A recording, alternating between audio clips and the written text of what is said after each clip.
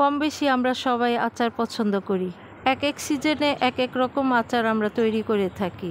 আজকে আমি বানালাম আমড়ার আচার, আর এই আচারটা আমার ভীষণ প্রিয়। এই সময় বাজারে খুব সস্তায় আমড়া পাওয়া যায়। আসসালামু আলাইকুম, সবাই কেমন আছেন? আশা করি সবাই ভালো আছেন। আমি কিভাবে আমড়ার আচার বানাই সেটাই আপনাদের সাথে শেয়ার করব। ভিডিওটি না টেনে সম্পূর্ণ দেখার অনুরোধ রইল। আমি এখানে নিয়েছি 1 কেজি পরিমাণ আমড়া, আর প্রতিটি আমড়া ছিল একেবারে ফ্রেশ। আর এখানে আমড়াগুলো আমি ভালো করে ফ্রেশ পানি দিয়ে ধুয়ে নিয়েছি। প্রথমে আমি সবগুলো আমড়া ভালো করে ছিলে নিয়েছি। এখন আমি একটি বাটিতে পানি নিয়ে আমড়াগুলো ভিজিয়ে রেখেছি আধা ঘন্টার জন্য, এবং সাথে অ্যাড করেছি কিছুটা লবণ। আর প্রতিটি আমড়া ছুরি দিয়ে লম্বালম্বিভাবে আমি কেচে নিয়েছি। রান্না করার জন্য কোনো সবজি বা আচার তৈরি করার জন্য কোনো টক ফল বাজার থেকে কেনার ক্ষেত্রে ভালো জিনিসটাই আমাদের নির্বাচন করা উচিত। আমড়াগুলো এভাবে লবণ পানিতে প্রায় আধা ঘন্টা ভিজিয়ে রাখলাম। এদিকে আমি প্যানে পরিমাণ মতন পানি চুলায় চড়িয়ে দিয়েছি আচারটা তৈরি করার জন্য। এখন দিয়ে দিচ্ছি এলাচ ও দারুচিনি। পানিটা বলক ওঠার পর দিয়ে দিলাম 300 গ্রামের মতো আখি গুড়।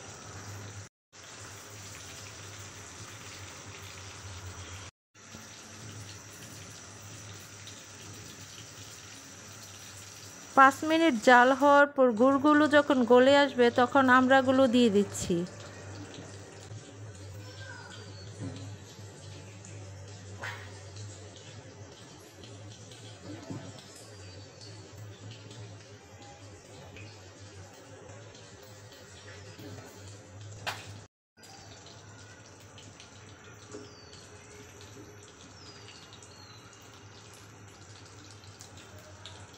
একটু নেড়েচেড়ে আমড়াগুলো গুড়ের সাথে মিশিয়ে নিলাম।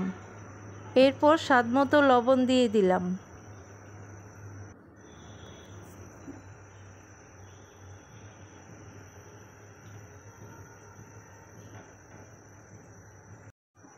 এখন প্রায় 1 ঘন্টার জন্য ঢেকে দিলাম এবং চুলার আঁচটা একেবারে লো আঁচে রাখলাম।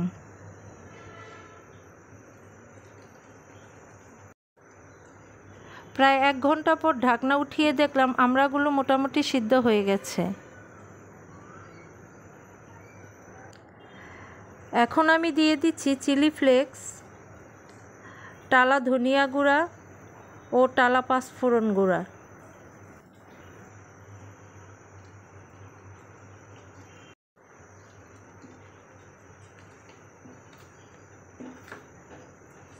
মশলাগুলো দেওয়ার পর আবারও ভালো করে নেড়ে সব কিছু মিশিয়ে নিলাম। তৈরি করে ফেললাম আমড়ার আচার। ভিডিওটি দেখার জন্য আপনাদের অনেক অনেক ধন্যবাদ। সবাই ভালো থাকবেন। তাহলে আজ এ পর্যন্তই। আল্লাহ হাফেজ।